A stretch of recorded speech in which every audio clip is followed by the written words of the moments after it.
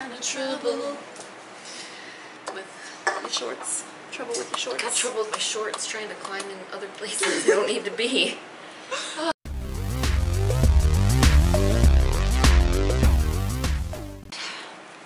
Hey, it's Sue. And Megan in the restricted section. And today we are doing a book review. Another one. Another book review. Who are we? What is this? But we're reviewing like The Joy Luck Club by Amy Tan. Yeah. And we're gonna drink This Peach Beerlini Radler from Left Hand Brewing Company, which is in Colorado, I do believe.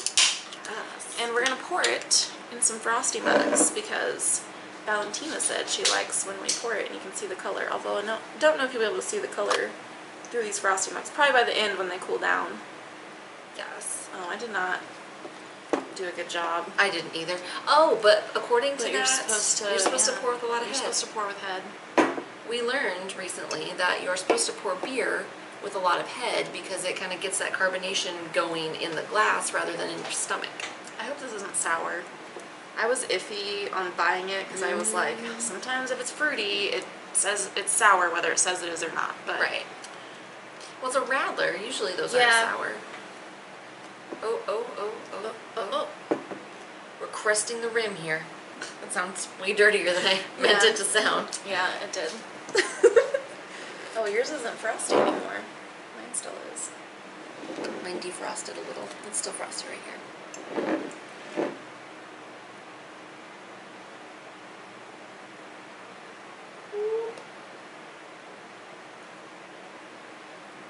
This looks like a stock image photo of a beer. It kind of does. I keep these in my freezer in the event that I want a beer in a frosty mug. But I got them, they were gifts from my dad. And you can see they've got the Bay City Fire Department insignia or whatever on the side there. Why is mine taking so much longer? Uh-oh. She didn't make a slightly sexual comment to shame it back into... Maybe if I blow it, that'll help. Yeah. Yeah? Yeah. Yeah?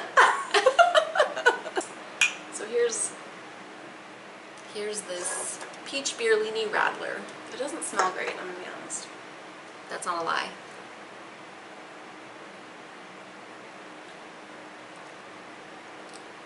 It doesn't. You know, I think it's good.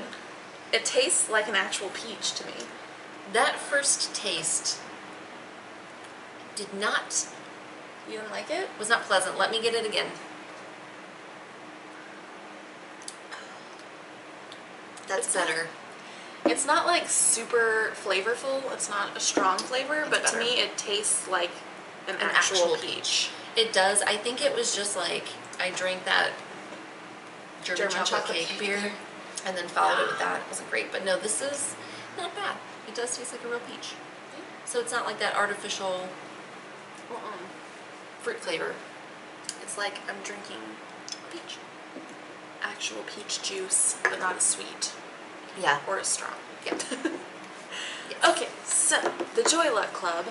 We buddy read this with Janelle from All the World's a Page. We did. So we'll link her channel below. Go check her out. But that was a really fun buddy read. It was. I had a good time. Same. But this follows several different women, and they are mothers and daughters. And the mothers all were born and raised in China in like the early 1900s. And then the daughters were all born and raised in The U.S. the in United like the States. 50s. Yeah. Yes. So it kind of, like the first section is the mother's stories of like their childhood.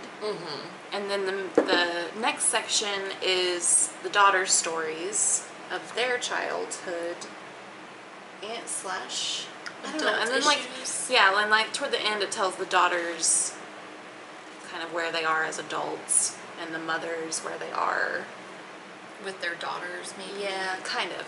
So it's about, you know, their relationship and how how different their childhoods were and how different they have become, I guess. Yeah, and how as adults from growing up kind of in different cultures. Yeah. I mean, they're still obviously were raised by their, Chinese parents. Some of them, I think one or two of them had, like, their father was not Chinese. So this book, I'd heard a lot of really good things about it, but it was kind of mediocre. Just okay for me. My biggest issue with it, I think, was that there's really no distinction between the voices of any of the characters. And it's written from those characters' perspectives. Right, so there should be some differentiation in voice, I would think. Yeah. From what, especially because you have, these parents who grew up in China and these daughters who, so you'd imagine that their voices would be very different. Who went through very different experiences. So it was really hard to keep track of who was who and whose daughter was who matched up. Like, this was this person's daughter, and this was, I mean, they had the same last names, obviously, but, like, their stories, trying to remember, okay, which one was the one who, tricked her mother-in-law into letting her leave her husband. Marriage. It was really, and it was so piecemeal, it would go back and forth between present day and then, like, when the mothers were growing up, and it would go back and forth between different situations in the daughters' lives and then, like, the mothers, and so it was very piecemeal. And with there being no distinction in voice, it did make it really difficult to figure out, like, who the fuck am I reading about, and why do I care right now? Right. Yeah, so, I had to, at the beginning I was, like, flipping back to be like, okay, what? I did the same thing at the beginning. And then, like, toward the end I kind of gave up. It's like, fuck it, I don't know. Yeah. And then I also thought the mother's stories were really interesting, and I enjoyed reading those a lot, but the daughter's stories were pretty dull. Yeah. And also, I don't know if they were supposed to be unlikable, but, like, all the daughters seemed like spoiled brats. Yeah. And I was like, these girls are awful. Yeah. Like, with the maybe exception of, like, well, I mean, I feel like she learned her lesson, I suppose, with the woo. Yeah, I think, was it Jing Mei? Jing Mei Wu. She was the only daughter who was, like, remotely likable, I feel like. And she didn't start out that way. I think she... Because it took her mother's death for her to realize that she was a spoiled brat. Hey, I was kind of a wad to my mom while she was around. Yeah. So I didn't really like any of the daughters, especially Waverly. She was she was the actual worst. It's like, what the fuck is up your ass? Yeah. So, yeah, and I'm not sure what... I feel like that wasn't supposed to be the case. Like, I don't know. Maybe... Because I'm like, what was her point here? I mean, I guess part of her point was maybe, like, talk to your mothers and don't take your mothers for granted and learn their history and stuff before it's too late. But it's like, she was born and raised, like, the author was born and raised in the United States. So I'm like, what are you trying to say? Why are you portraying, I mean, maybe that's, like, some, like, self-loathing inside of her or something. Maybe. I don't know. But yeah, the daughters were not portrayed super well, I don't think. And then Amy Tan has also gotten some flack for her portrayal of men. And I do think that most of the men in this story were not. They were not portrayed well. No. There was, like, maybe two that were okay. But they also weren't, like, the main characters, so I wasn't super concerned about them. Well, and to be fair, the female characters were not portrayed well either. No, I feel like the mothers were, for the most part. Although some of them were kind of, I don't know, I guess some of them later, older, when they're older, the way they treated their daughters was maybe not the best. Right. In some cases. But... yeah, I don't know. I wasn't touched by this book like a lot of people seem to be, I suppose. No, it was really frustrating for me, like, with the daughters, because, all the daughters seem to have this chip on their shoulder about their mothers and how their mothers don't understand them. Well, how would your mother understand you? She grew up in an entirely different world that you did. Right. And so, like, instead of trying to understand that and, like, bridge the gap, and now granted, as children, they can't do any of that, but, like, Right. these adult women have this chip on their shoulder about their mothers not understanding them, and it's like, well, why would she? Right. Yeah. Like, now that you're grown, you can probably understand cultural differences and maybe look into that, and I realize that it's very personal because it's your mother, but still. Yeah, and it was interesting to see the cultural differences in, you know, how the mothers were raised in China, and also they, you know, at this time period when they were kids, maybe more like young adult, probably more like young adults, it was World War II, so a lot of them went through some stuff, some shit. Yeah, and I kind of felt like, to me, I kind of wish the whole book had just been about the woos. Yeah, because I do kind of feel like it tried to do too much, you know, because I feel like there was enough material in just that in the woo story, and the daughter's journey to understand her mother and to kind of come to peace with that after her mother's death. I feel like that could have been a book, and I think that may have been more touching and more effective than all these different pieces. I did find their stories to be the most touching, like you said. Like, the last chapter was about the daughter going back to China after her mother's death, and the ending was, it did, like, I cried a little at the end, and it was like, it was nice. It had a warm, fuzzy ending. It did. An emotional ending.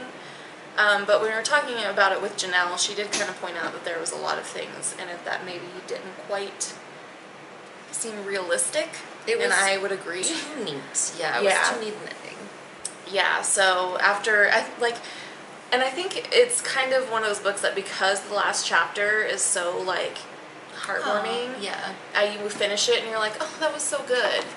But then if you, like, sit and think about it for a few minutes, you're like, actually, maybe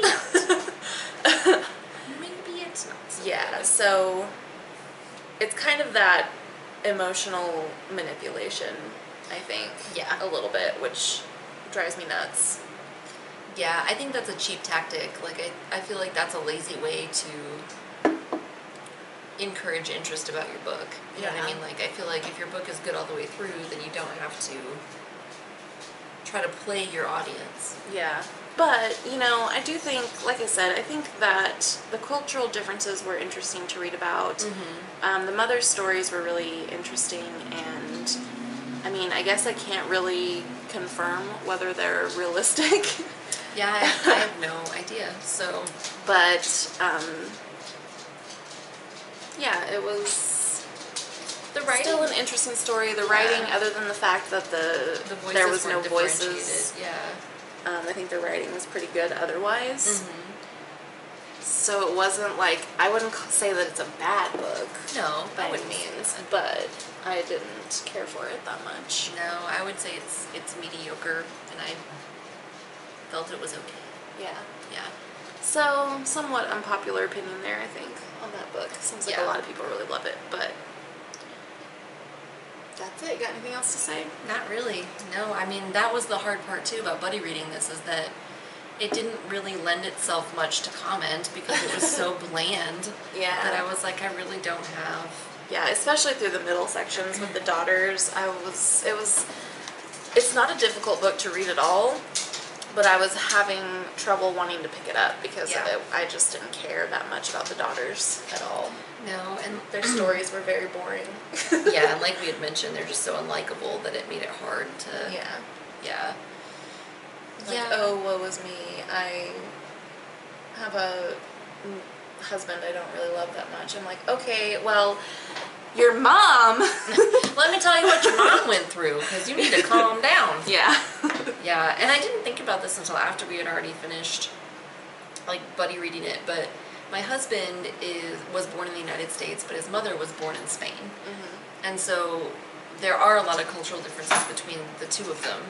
And when we went back to Spain to visit his family, I knew it was really frustrating for him because he used to be much more fluent in Spanish, but he doesn't ever speak it because he doesn't have anyone to speak it with, really.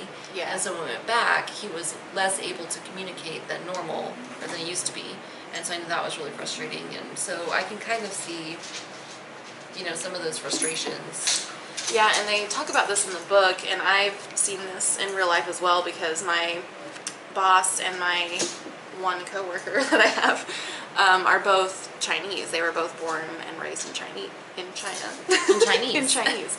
Also in Chinese world. Yeah, sure. And they both have children who were born and raised in the United States, and they speak to their children in Chinese, but their children always respond in English.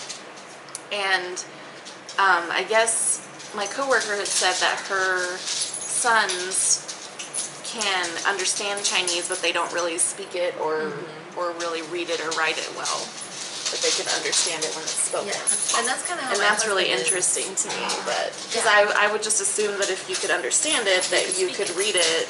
But I guess it's not the same. Yeah. Overall, I gave this book 3 stars. Same. Yeah, it was okay. It was alright. So, yeah. Didn't love it. And I like this beer. It's very light. Yeah, it is. It grew on me. The first sip was rough, but after that, it grew on me. I think if you like peach, you'll definitely like it because it tastes just like a peach. But it doesn't taste super strong. No. Like the flavor in general is just not very strong. No, it's very light.